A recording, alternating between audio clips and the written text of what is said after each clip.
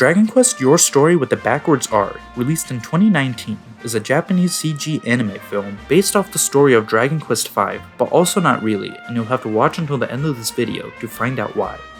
So, Dragon Quest Your Story with the Backwards R starts off by speedrunning the usual exposition in pixelated form, and no voiceover, telling the story of the legendary Zenithian sword, and how a warrior Pankraz and his wife Mada have a son named Luca, who is the main character of this movie, and he sounds like this. But then monsters kidnap his mother, or should I say, his Mada, because she is of Zenithian race and can open the gates to the demon world, and so Pankraz and Luca set off on a journey to save her. And stuff happens as Luca meets some girls and gets a dragon orb and then gets a cat. And then the movie Dragon Quest Your Story with the Backwards R begins, with Luca and Pankraz continuing their journey. The two visit Coburg Castle by request of the king, and as Luca is playing around with the king's son Harry gets kidnapped by some monsters, which serves him right because he's kind of a stuck-up brat. And then the movie skips to Luca and Pankraz at the evil fortress to save Harry, but the bad guy Ladia plays dirty, and Luca watches his dad get beat to a pulp in a pretty horrific way actually. And Luca and Harry spend the next 10 years as slaves, until they finally break out by rubbing poop on themselves, and they meet Dr. Agon, who helps them out, and then Luca makes up his mind to go find his mother, and Harry goes back to his kingdom to indulge in the life of a spoiled prince brat. Luca then fights a bunch of slimes to level up quickly, and then befriends one of the slimes and names it Gertrude. But little did he know that Gertrude was not actually a slime. Watch until the end to find out. He then finds his old cat Percy. Luca then goes to the town of Mostroferrato because a nobleman there named Rodrigo Briscoletti, who is a friend of Pankraz, has the Zenithian sword, which Luca needs to defeat Ladia and save his mother. But the town is currently getting dug on by a monster named Bjorn, and Luca doesn't want to fight him.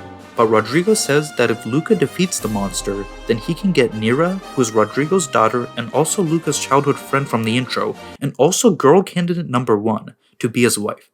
To which Luca is then like, yeah boy. But when Rodrigo tries to give Luca the Zenithian sword to assist him, they see that the sword has been stolen by Bjorn.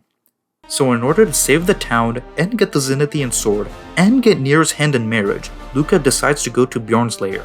But before doing so, he runs into Bianca, who is Luca's other childhood friend and the one he found the dragon orb and cat with, and also girl candidate number 2 because this is a JRPG and there's always a girl candidate number 2. So the two confront Bjorn together and spam Kaswoosh and get the Zenithian sword, but Luca can't unsheath the sword because he isn't actually the legendary hero even though he's the main character of this movie, and so the two spam Kasizzle and Kaswoosh some more until Bjorn goes down and becomes their friend.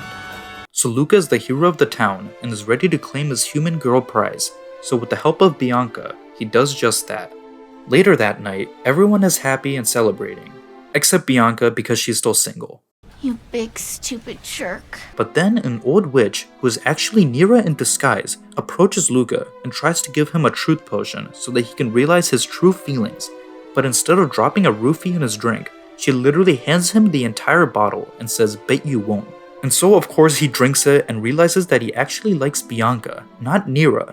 So he calls off the marriage and marries Bianca. And from here on, he forgets about his entire journey, forgets about saving his mom, basically forgets his entire purpose, which I guess you can't blame him, because without the Zenithian sword, he's kind of a useless lard. So like 2 seconds later, the two have a kid named Alice. But shortly after Alice's birth, monsters appear and petrify Luca, and Ladia gets a little touchy with him. Oh yeah.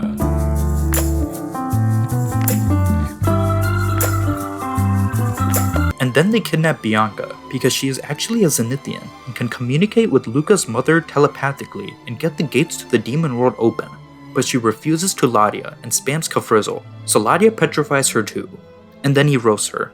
Truly one of my poorest pieces to date.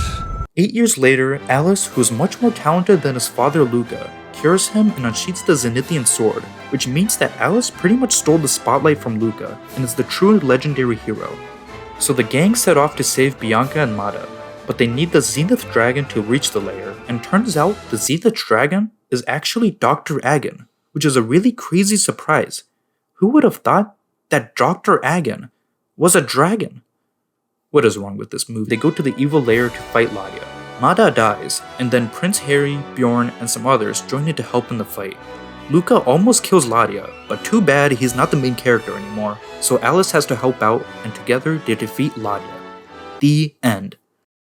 But then Ladia opens the gates to the demon world anyways, and releases Grandmaster Nimzo, but it's not actually Grandmaster Nimzo, you stupid lard, it's a computer virus that was installed into this game.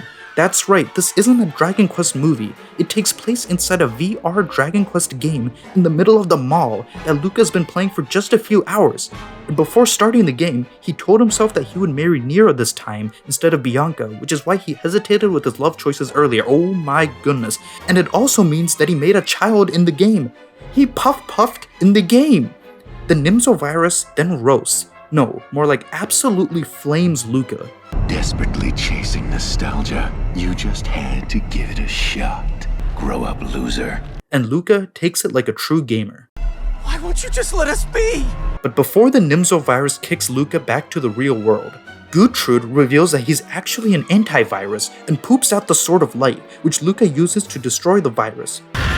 Luca then rejoices with his fake son and wife, and talk about how they're gonna grow old together and stuff. And when Bianca slaps him on the back, Luca says that he actually felt the pain. See you all in therapy.